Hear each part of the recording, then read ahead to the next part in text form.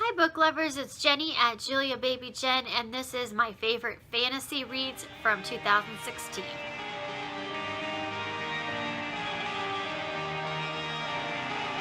So I've been doing these genre videos, my favorites of the year.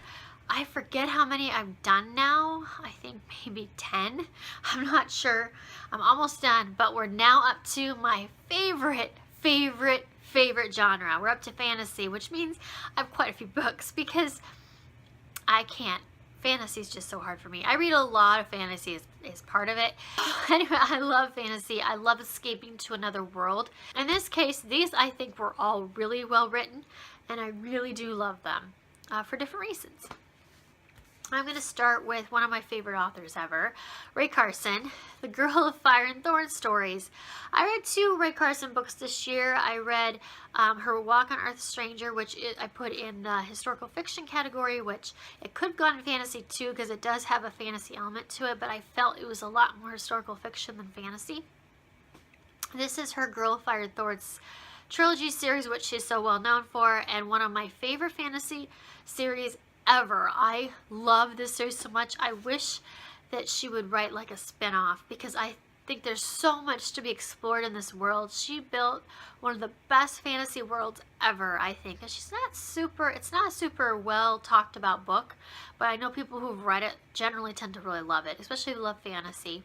It just has a really great story arc for the main character, and the plot in it is amazing. The whole trilogy, you almost need to look at a lot of fantasies like that. You have to look at the entire series or trilogy, not just one specific book. Although each book can be wonderful, it's more about the series, I guess. So Girl of Fire and Thorns is like that. This is some short stories and novellas that she wrote, and I had read one of them already. And I think there's a few more she's written, but she did a bind up of some of the stories. So The Shadow Cats is the one that I think I had read, and that is sort of a backstory on Alyssa and her older sister. And then this one also has The Shattered Mountain, which was Mara's backstory, which was fascinating. I adored this. Mara's one of my favorite characters. And then The King's Guard, the best one of the bunch, which is a backstory on Hector. And I can never get enough Hector. So I love these stories. They were great. I wanted more. She could keep writing about this world, even if she went with side characters and even another part of the world. I mean, I just love this. I can understand why she moved to something different, but I would love it if she would keep writing something in this world. I would just, I can never get enough of this world in these books. So yeah. I guess I really didn't talk about what Girl of Fire and Thorns is. I talked about what these are about. I guess if you're not familiar with the trilogy, it's about a fantasy world where the main character Alyssa has what's called a God Stone that God gave her, and it's in her navel. And about every 100 years, someone is blessed and born with this gorgeous like gem in their belly button. It's called the God Stone, and they have a special mission to complete during their lifetime, and they won't know what it is, but they are very special and revered. And so she is one of them, and she's a second princess in this kingdom. So she doesn't really have like any power or sway. They don't know what to do with this girl because yes, she's supposed to be this chosen one, but she has no no lineage, no plan. I mean, like, she's the second princess, so she doesn't gonna own anything. Her older sister is going to own their land and take over. So they marry off to this one king in a neighboring country, and then we find all these conspiracies, and there's these wars between territories, and she ends up in the middle of all of this. And Alyssa is actually a very chubby girl. She loves to eat. She loves to eat a lot of chocolate. And she's has a pretty low view of herself, actually. She never does anything what people want of her. And she's supposed to be this wonderful, revered person. And she doesn't feel that way at all. She struggles with her own identity, with the whole Godstone thing. She has a terrible, well, I shouldn't say terrible, but not a very great relationship with her sister, not with her parents. So the story starts off with her wedding, being married off to this king, and her story arc from that moment to the very end of the third book is incredible. One of the best story arcs I've ever seen on a character. I adored it. That was the best thing about the series, in my opinion, was her story arc and her character. The second best thing was the world building was amazing, and I really loved. It has like a Latin America flair to it, Hispanic style. Ray Carson threw that in on purpose because of some of her roots, and it's a wonderful, diverse series. There's a lot of diversity between the characters, and what I really love is that even when Alyssa eventually gets more in shape as things progress and becomes a stronger, more kick butt maybe type of character, she never becomes the truly kick butt character you would expect. She has to win a lot of things by wit, but even though she looks much more wonderful than she did at the beginning, she's never ever gets skinny. She has muscle towards the end, but she's just built a little bit rounder than that's her body type, and it never changes throughout the series, and she learns to come to terms with that and learns that she's a beautiful person, you know, because of that. That's who she is. So I love that in this series. One of the best things ever. It's so great for young girls to hear that, to have that representation, and then of course the diversity too. And there's just a lot of lessons on here in religion as well. It's never preachy. If you're not a big religious person, this will not. It's so different than any other religion. It's its own thing, but it never gets preachy. And how her Godstone actually ends up manifesting is incredible in my opinion, and so clever, and so I think what religion should be, even though the people in this world don't see that.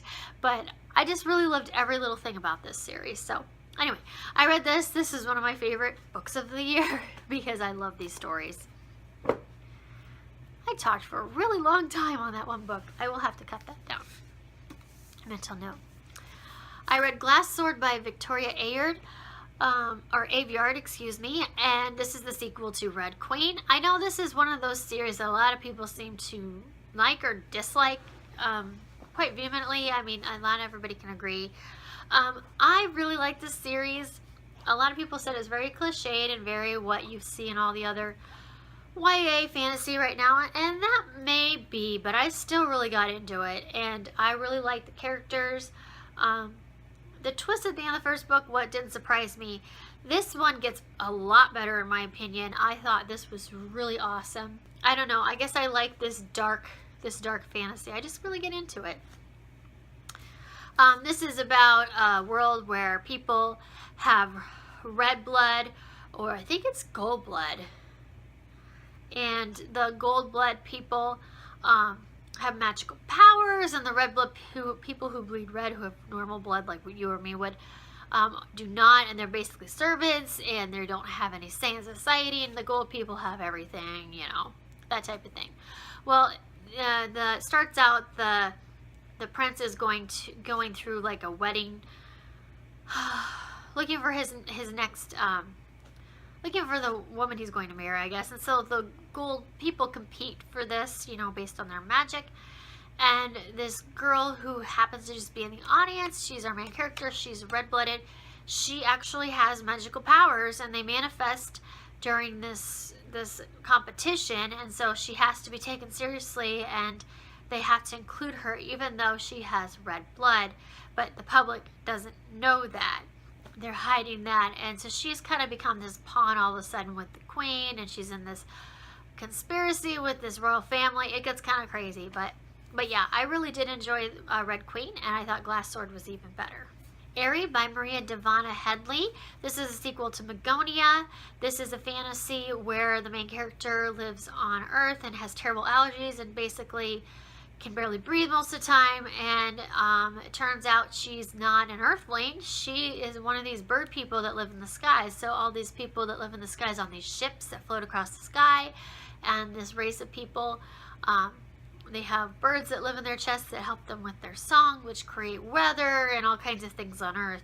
Well, there's kind of a a contention between Earth and this world, even though Earth people don't even know it, but they're basically fighting for the same food and crops and all that kind of stuff. So it turns out the main character was kidnapped from her ship and replaced this Earthling. The Earthling's been living on this ship, and her mother finally took her back. I'm not exactly sure how or why, but the why is because her mother wants to destroy the world and she wants her help to do it. So she, on her birthday, the main character, the bird girl who lives on Earth, dies according to her friends and family, but actually she's now up on a ship in the sky, and she's supposed to destroy the world, and she obviously doesn't want to do so. And then meanwhile, the bird girl is down on Earth trying to figure out a way to get back, and the bird girl is very, very not very good person. So anyway, that's kind of the premise of Magonia, and then this picks off where that one ends, and it's a really amazing story. It's so unique, so different. The writing is amazing. That's the thing that really gets me with this, is the writing. It's just like poetry, and I just adore this series. And Aerie was just as good as Magonia. Loved it. I have a lot of sequels that I read this year. There's a lot that came out in 2016. Then I read The Rose and the Dagger by Renee Ahdieh, is that how you say it? I'm terrible with pronunciations, I'm sorry. So this is the sequel to The Wrath and the Dawn. It's kind of a retelling of the Arabian Nights.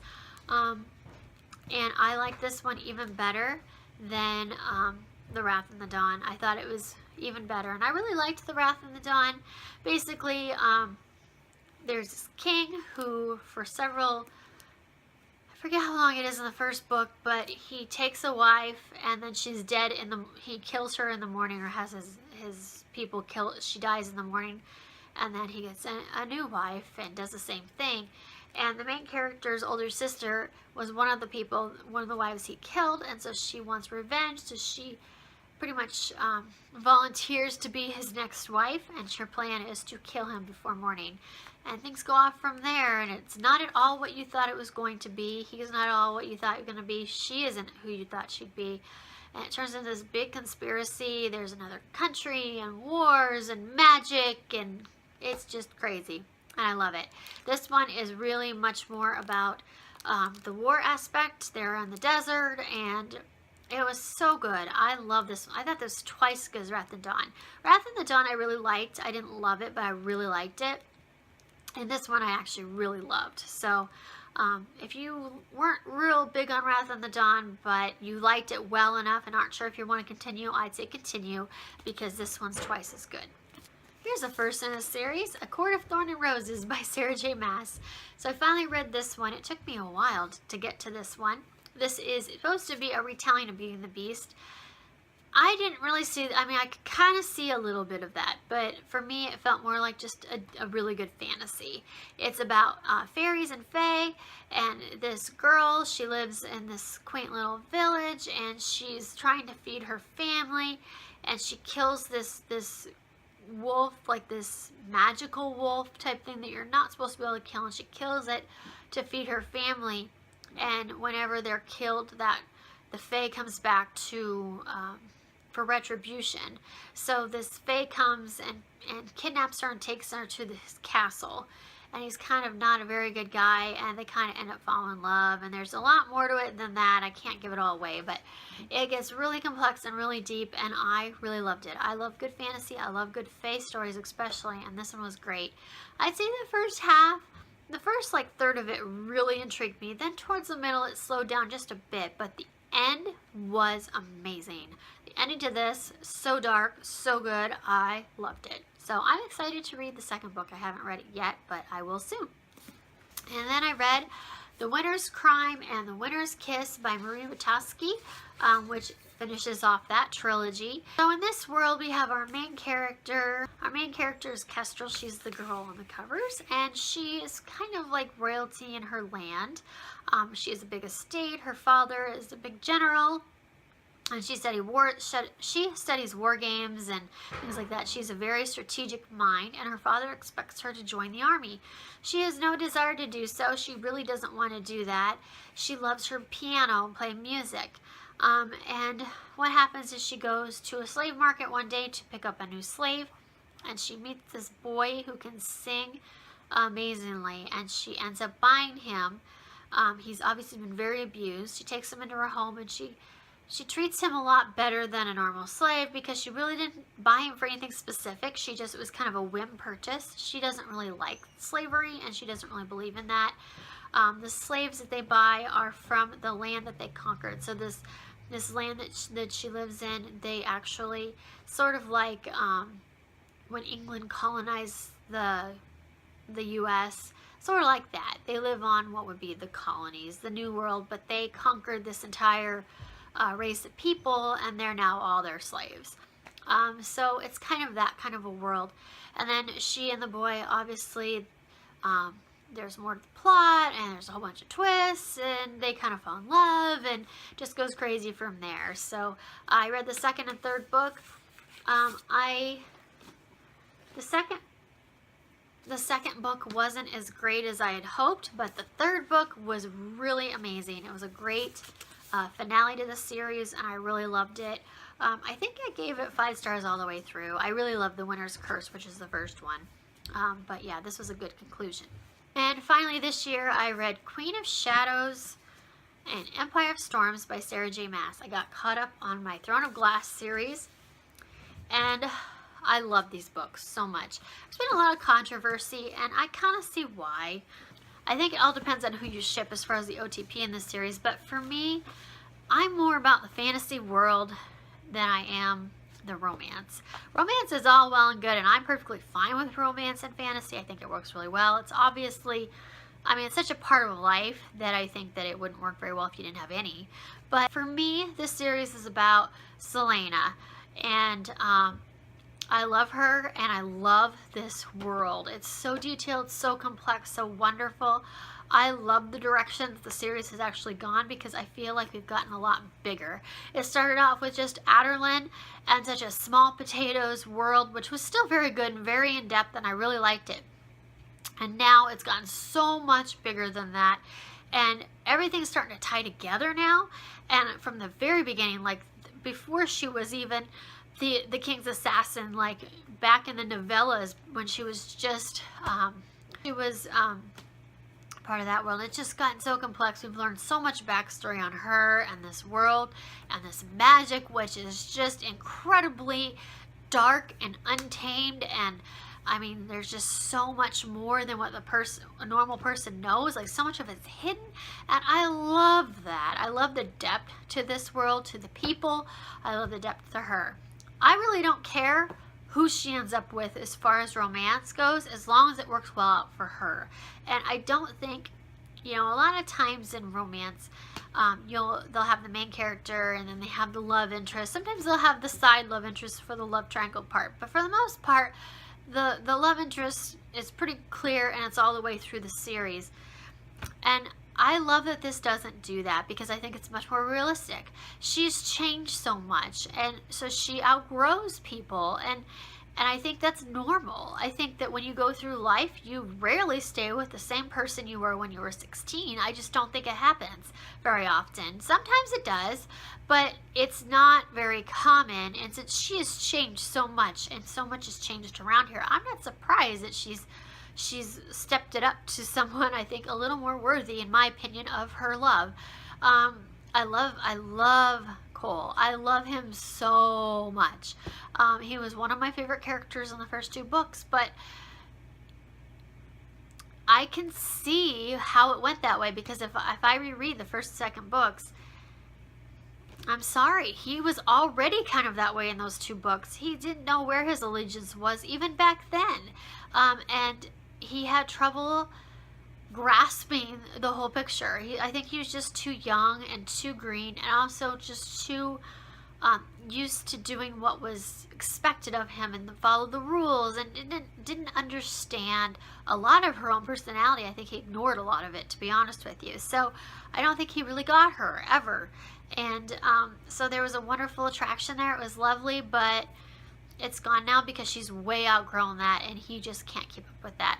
Whether he's mortal or fae, I don't think it matters that much. It's the person that matters. So So anyway, I am okay with the way the direction the series has gone. So I love these books because I think it's really expanded the world. It's expanded the characters. We've gotten more characters. We've gotten more story. I love that. So I'm okay with it. I don't mind a long series if it's good, and I really don't mind big books if they're good. And it has a lot of really awesome scenes and stuff that's going on, and I just love it. There really isn't very much I don't love about this series. I know some people complain about certain things, and I can see some of their complaints, but for the most part, I just really love it. So anyway, yes, yes, yes, yes. Probably my favorite fantasy I've read this year with these two books. They were just awesome. And that is my favorite fantasy of 2016. This is a really long video. I'm sorry, but man, I love my fantasy. Leave any comments below if you've read any good fantasy lately. I love to get suggestions. And I hope everyone has a good day. I will talk to you later. Bye.